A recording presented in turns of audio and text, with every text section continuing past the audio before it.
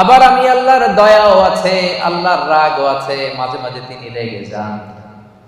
আল্লাহর রাগ আছে, আবার দয়াও আছে, কিন্তু আল্লাহ লিখে রেখেছেন, জেনে রাখো আমি আল্লাহর রাগের চেয়ে দয়া বেশি।